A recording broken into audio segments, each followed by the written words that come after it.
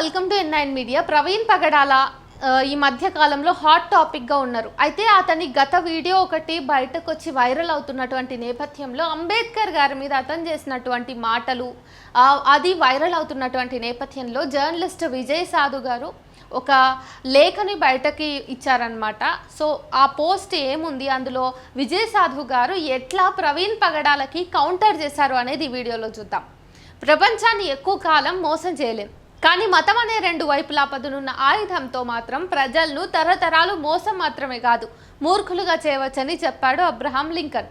చీకటి యుగం అంటే మతం ప్రజలను నియంతలా పాలించిన దుర్మార్గపు రోజులే అని చెప్పింది రూత్ గ్రీన్. మతం మత్తును నరనరాల్లోకి ఎక్కించాక బురదలో పొర్లే పంది పాన్స్ పౌడర్ పూసుకుంటుంది అంటే అవును నిజమే మేము చూసాం అని ఓ గుంపుగిపోతుంది.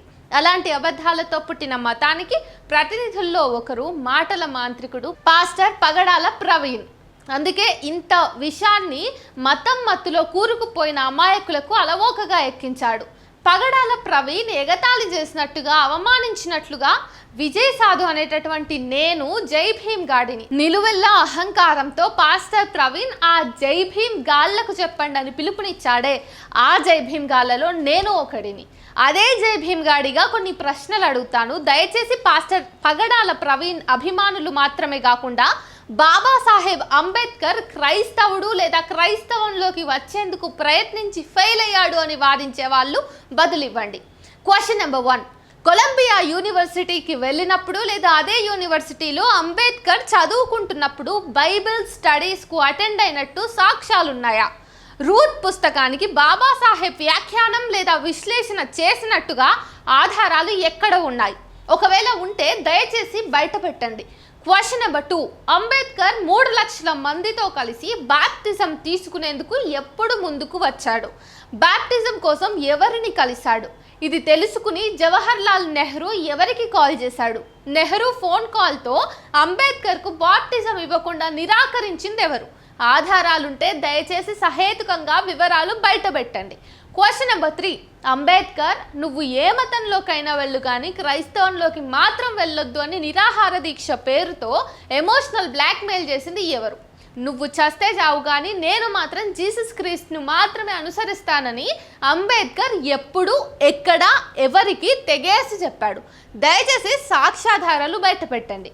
క్వశ్చన్ నెంబర్ 4, నెహ్రూ ఒత్తిడికో గోచి కట్టుకున్న వ్యక్తి ఎమోషనల్ బ్లాక్మెయిలింగ్కో భయపడి అంగీలు తడిపేసుకుని బాబాసాహెబ్ అంబేద్కర్కు బాప్టిజం ఇచ్చేందుకు నిరాకరించింది ఎవరు?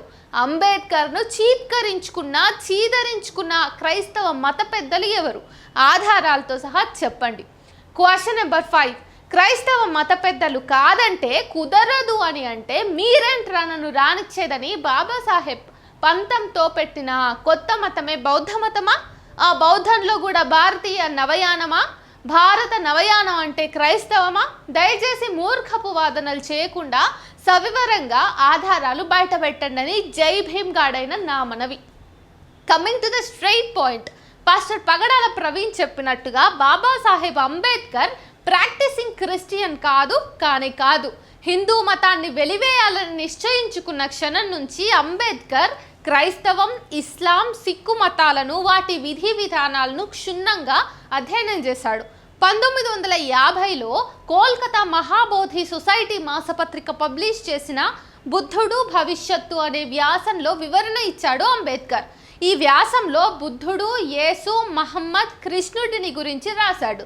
బైబిల్ అంతా యేసు తాను దేవుని కుమారుడిని అని, దేవుని రాజ్యంలోకి ప్రవేశించాలనుకునే వాళ్ళంతా తనను దేవుని కుమారుడిగా గుర్తించకపోతే విఫలమవుతారని బల్లగుద్ది చెప్పాడు. ఇస్లాంలో మహమ్మద్ ఒక అడుగు ముందుకేశాడు. యేసులాగే అతను కూడా తాను దేవుని దూతనని ప్రకటించుకున్నాడు. అయితే అతను చివరి దూతనని మరింతగా నొక్కి చెప్పాడు. కృష్ణుడైతే జీసస్, మహమ్మద్ ఇద్దరిని మించిపోయాడు. కేవలం దేవుని కుమారుడిగా, దేవుని దూతగా ఉండడంతో సంతృప్తి చెందడానికి పూర్తిగా నిరాకరించాడు. తనను తాను దేవుడు అని పిలుచుకోవడంతో కూడా సంతృప్తి చెందలేదు. పరమేశ్వరుడు అనే పిలుపుతో పాటు దేవుడు అని అనుచరులతో పిలిపించుకున్నట్లు కుండబద్దలు కొట్టాడు అంబేద్కర్. ఈ ప్రపంచంలో ఏ మతమైనా సరే అంధవిశ్వాసాల్లో ప్రజలు ఉంచుతుంది, కానీ దేన్నైనా సరే స్వీకరించే ముందు ప్రశ్నించు. సంతృప్తికరమైన సమాధానం లభిస్తే దాన్ని స్వీకరించు, చివరికి అది బౌద్ధం అయినా సరే అని ధైర్యంగా చెప్పింది బుద్ధుడు మాత్రమే. బుద్ధుడి గురించి చెబుతూ, బుద్ధుడు మానవుడే, స్వయం ప్రకటిత దేవుడు కాదు, బుద్ధుడిని ఇతరుల నుంచి వేరు చేసేది అతని స్వీయ తిరస్కరణ అని చెప్పి 1956లో బౌద్ధాన్ని స్వీకరించారు అంబేద్కర్. 1956లో బౌద్ధాన్ని స్వీకరించారు అంబేద్కర్. దాగుడు మూతలాడటం అంబేద్కర్కు తెలియదు, పిడివాదనలు చేయటం అంబేద్కర్కు చేత కాదు. నేను స్ఫూర్తి పొందిన వ్యక్తులు ఇద్దరు, ఒకరు బుద్ధుడైతే మరొకరు క్రీస్తు అని ధైర్యంగా చెప్పాడు. దేవుడిగా క్రీస్తును ఆయన ఎప్పుడూ అంగీకరించలేదు. జీసస్ను దేవుడు అంటే నువ్వు ఒప్పుకోలేదు, ఎందుకంటే నియంతృత్వానికి అరాచకత్వానికి వ్యతిరేకంగా పోరాడి ప్రాణాలు కోల్పోయిన గొప్ప సంస్కర్త జీసస్ అని ఆయనకు తెలుసు కనుక. తన జీవితంలో ప్రతి అవమానాన్ని, ప్రతి విజయాన్ని, ప్రతి అపజయాన్ని నోట్ చేసి చరిత్రగా ఒక తరం ముందుంచిన మేధావి అంబేద్కర్. ఒకవేళ ఆయనే బాప్టిజం తీసుకోవాలని ప్రయత్నించి ఉంటే తన రచనల్లో తప్పకుండా రాసుండేవాడు.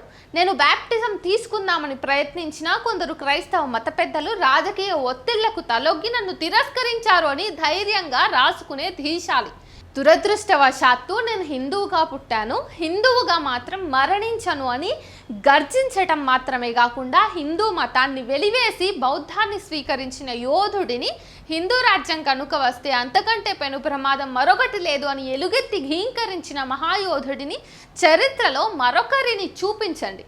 జై భీమ్ గాడిగా సవాలు విసురుతున్నా, చూపించండి. చూపించగలరా? To the last but not at all least, pastor Pagadala Praveen ఎగతాళి చేసిన ఓ జై భీమ్ గాడిగా చెప్తున్న అంబేద్కర్ను నిలబెట్టింది రాముడు కాదు, అల్లా కాదు, జీసస్ కానే కాదు. ఈ దేశంలో అణగారిన ప్రజలకు, అంటరాని జాతులకు, మైనార్టీలకు, మహిళలకు ఇప్పుడు మాత్రమే కాదు ఎప్పటికైనా ఏనాటికైనా సరే చెక్కు చెదరని ఏకైక రక్షణ కవచం అంబేద్కర్ మాత్రమే, బాబాసాహెబ్ అంబేద్కర్ మాత్రమే. జై భీమ్.